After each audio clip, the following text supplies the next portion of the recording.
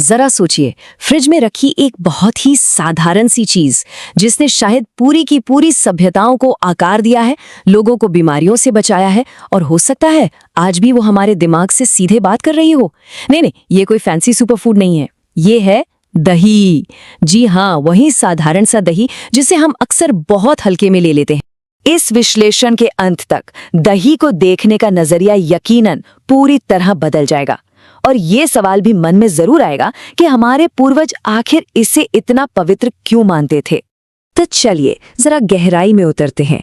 दही कोई आज का हेल्थ ट्रेंड नहीं है, ये तो इंसानों के बनाए हुए सबसे पुराने फर्मेंटेड फूड्स में से एक है।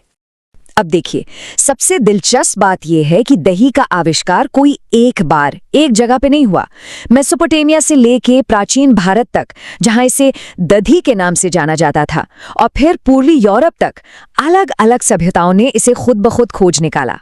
ये एक बहुत ही सीधी लेकिन जबरदस्त खोज थी। दूध को खराब होने से बचाने का एक तरीका जिससे वो ज्यादा दिनों तक चले और भी ज्यादा पौष्टिक बन जाए। तो चलिए इतिहास की गलियों से निकलकर अब जरा माइक्रोस्कोप के नीचे झांकते हैं। बाहर से दही एकदम शांत दिखता है ना? लेकिन इसके अंदर अरबों जीवित सैनिकों की एक फौज है जो हमारे शरीर के लिए काम करती है।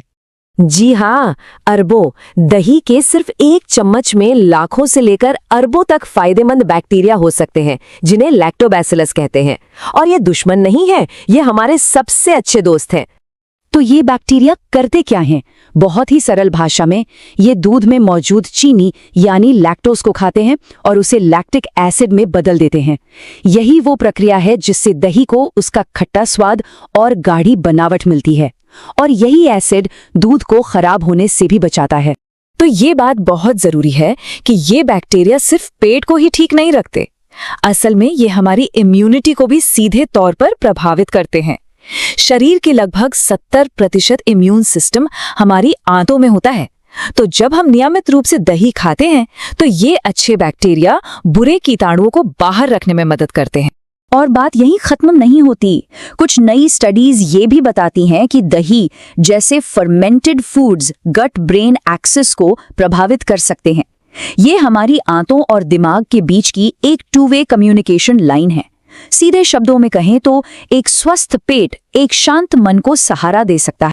अब इस पर आते हैं कि दही को पचाना दूध के मुकाबले ज्यादा आसान क्यों होता है। ये सिर्फ कोई कहने की बात नहीं है, इसके पीछे पक्का विज्ञान है।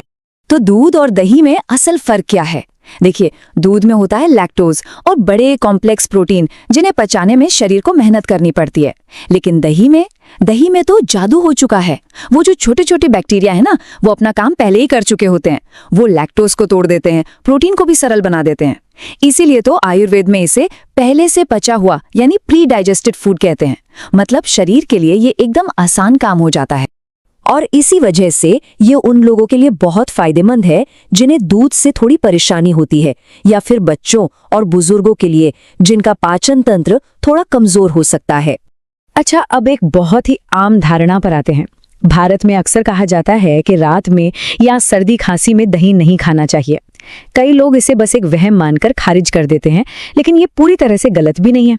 सवाल ये उठता है कि क्या ये सलाह सिर्फ एक मिथक है या इसके पीछे कोई वैज्ञानिक तर्क भी है? देखिए, विज्ञान बताता है कि दही की तासीर ठंडी होती है और रात के समय हमारा पाचन स्वाभाविक रूप से धीमा हो जाता है। कुछ लोगों में दही बलगम का प्रोडक्शन बढ़ा सकता है। तो जो पुराना ज्ञान था वो पूरी तरह से मना करने के बारे में नहीं था, बल्कि सही समय और सही मात्रा पर ध्यान केंद्रित करने के बारे में। चलिए अब देखते हैं कि ये सदियों पुराना खाना हमारे आज के हेल्थ गोल्स जैसे लंबी उम्र और बेहतर पोषण से कैसे जुड़ता है।